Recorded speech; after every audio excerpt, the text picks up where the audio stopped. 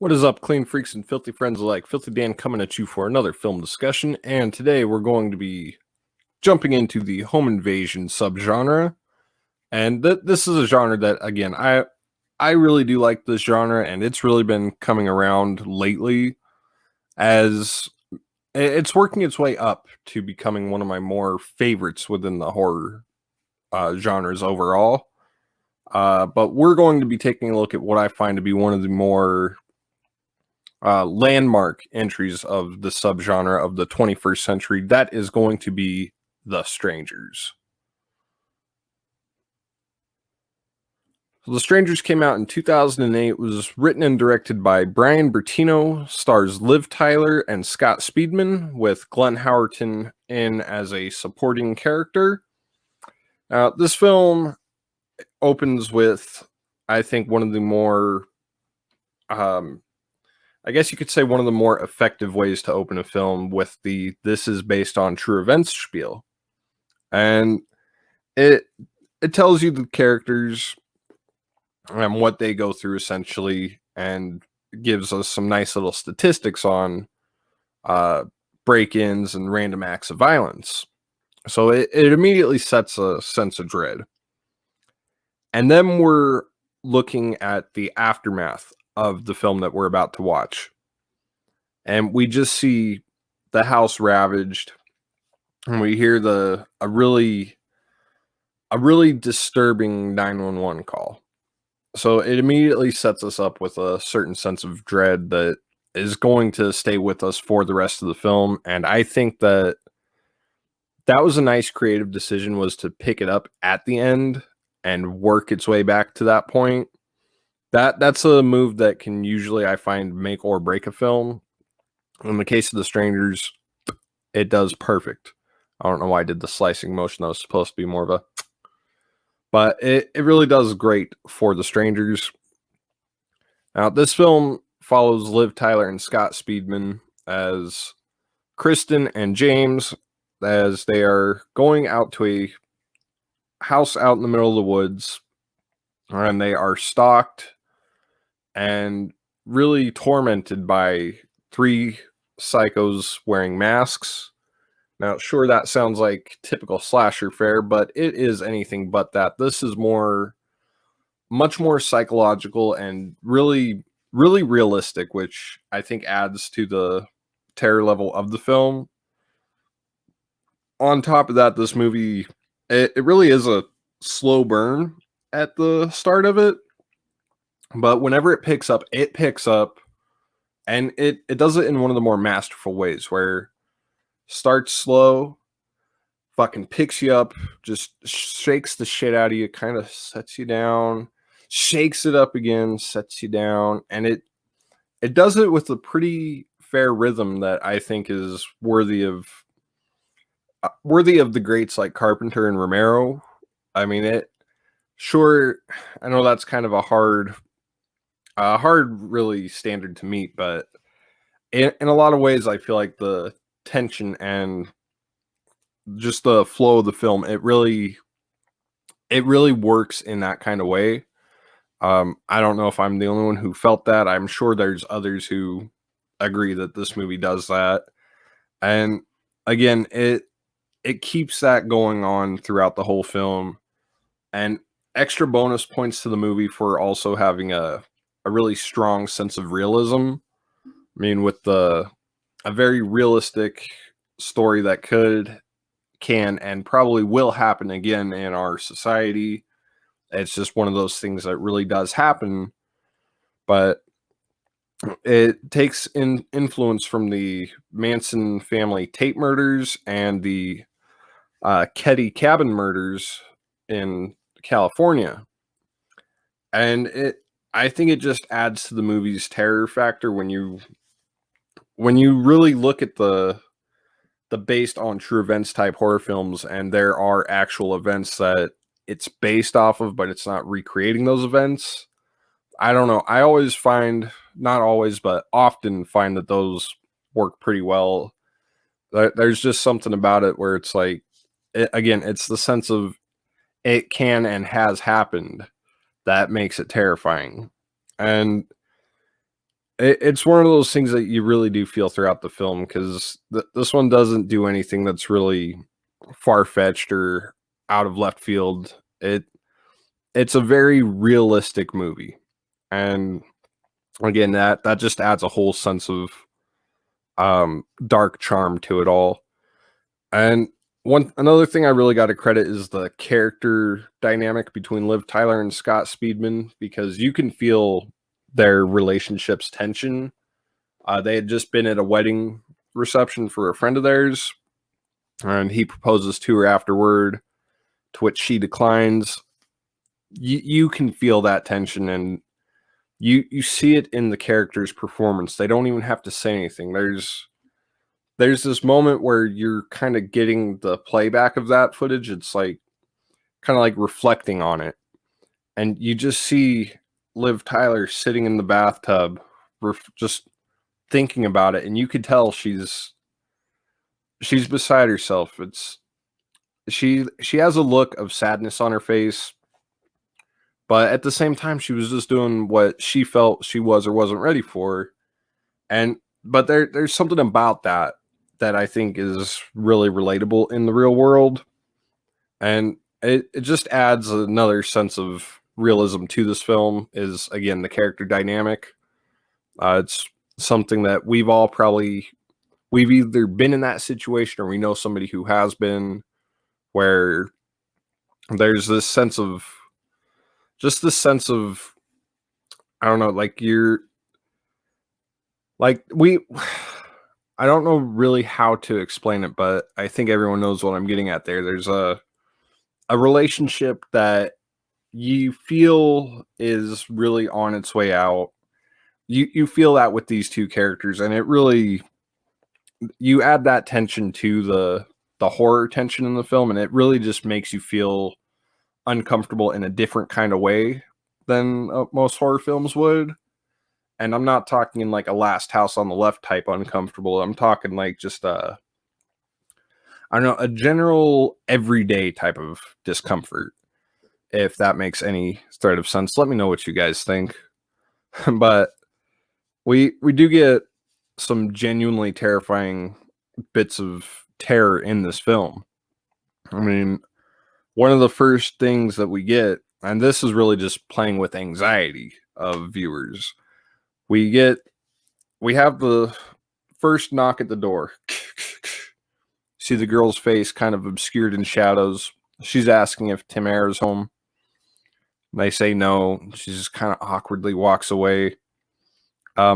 Creepy as fuck, first and foremost. We also get a part after Scott Speedman leaves. He's got a fire set up in the fireplace for Liv Tyler. And the smoke kind of starts coming out because he didn't open the fucking vents for it like an idiot. And she's trying to deal with that, get that open. The smoke alarm starts going off. So immediately your anxiety is going through the freaking roof. Then you get a knock at the door, causes her to drop the smoke alarm. And once that's all settled, she sees that the smoke alarm is no longer on the floor. Creepy.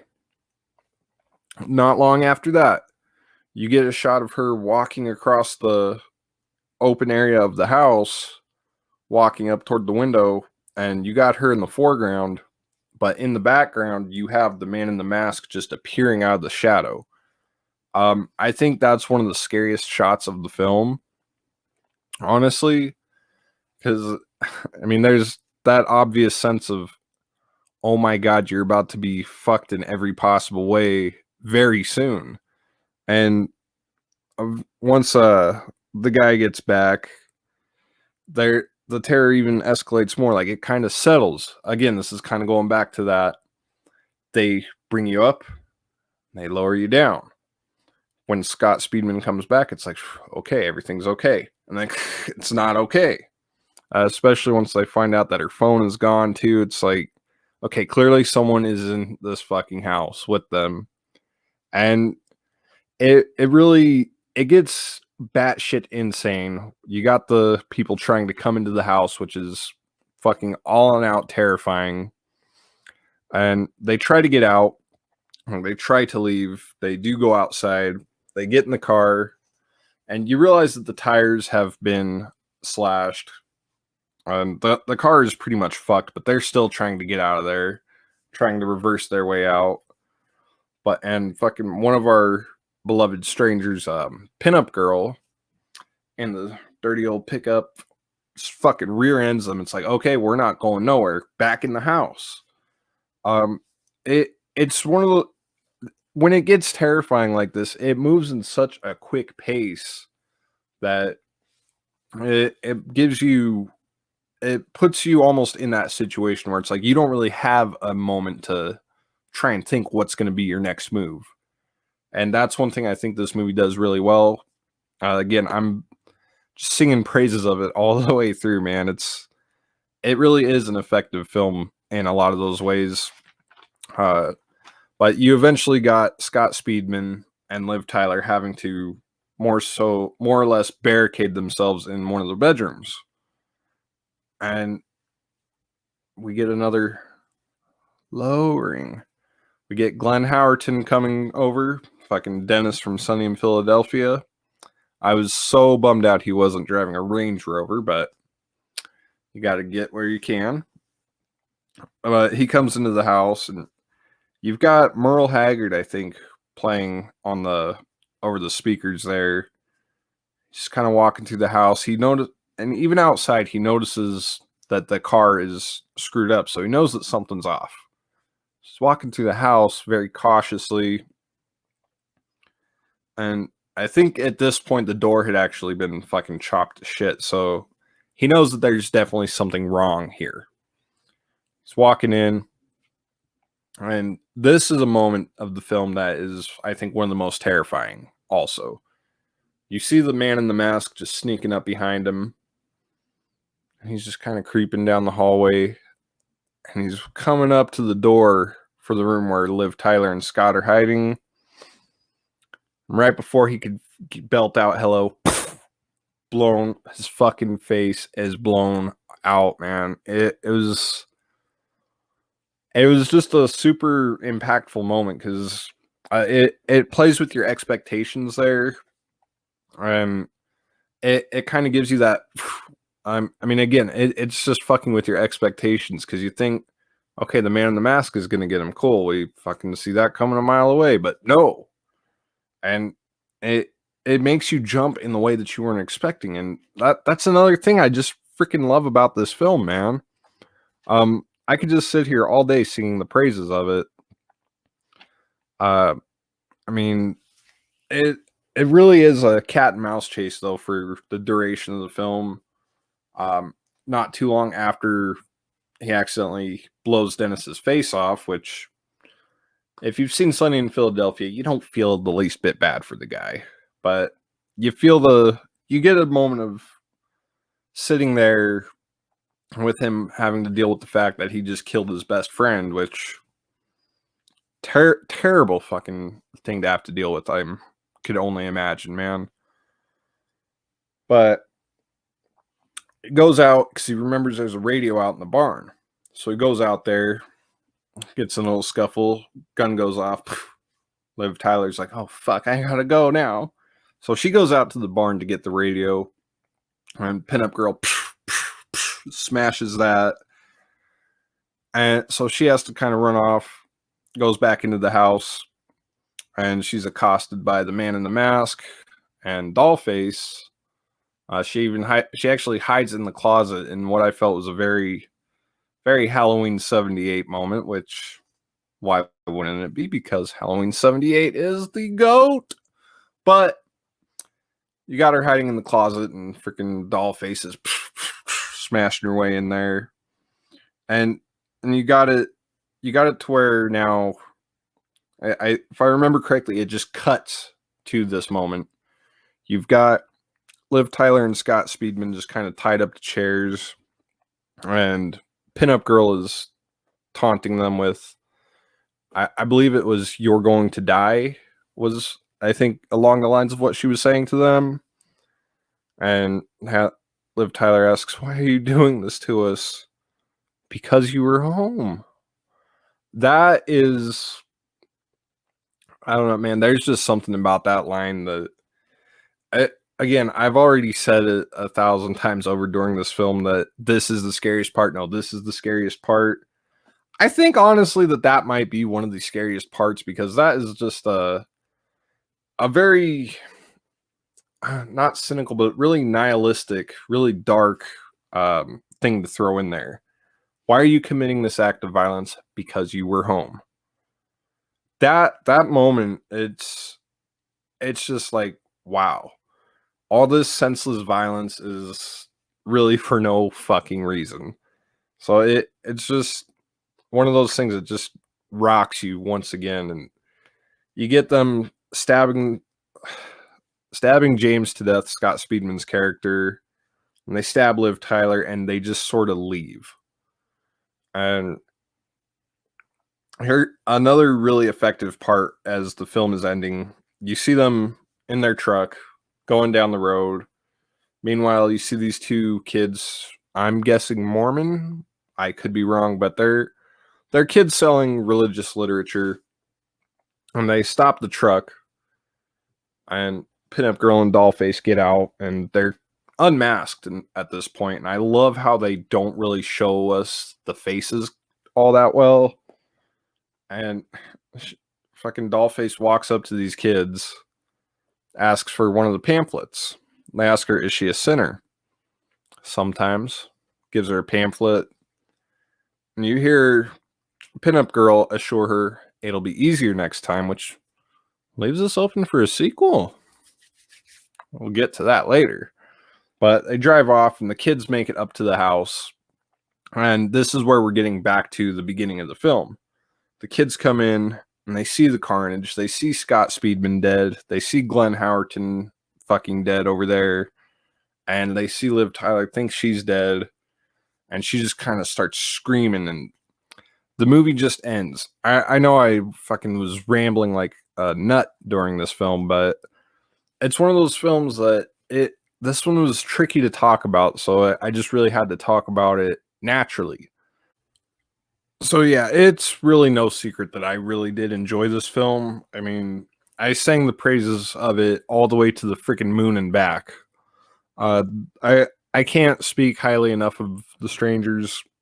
It's one of those movies again that really does terrify me. Not a lot of movies are capable of that, and for this one really getting to me as much as it does, you know it's going high up in the rankings. It's just one of those movies that really, again, it plays on that primitive fear of being helpless in a place where you can feel safe. And that I think I touched on this whenever I covered Your Next, actually. The home front is supposed to be a place of safety. You should be untouchable, and nothing can really get to you. When you take that and you fucking warp it, turn it on its head, and violate the fuck out of it, it it just, again, it plays on those primitive fears. And again, The Strangers does that in, I think, the perfect way that a film could do that. Um, let's see, what was there anything that I didn't like about this film? Um, yeah, this is one of those ones where I cannot think of a thing that I did dislike about it. Um, sure, I would have liked for the relationship to have been a happy relationship, but I think the relationship dynamic between Liv Tyler and Scott Speedman, it did have a nice arc of they're at this lowest possible point. During this experience, they have to work together, and they realize they still do feel for each other, I'm sure. So there is sort of a little development there. And I don't know, man, it's just that you feel that they never really got to amend the heartbreak of the night before. I think that's really my one nitpick, but that's just as a bit of a hopeless romantic. But this movie overall, I think it does just about everything right.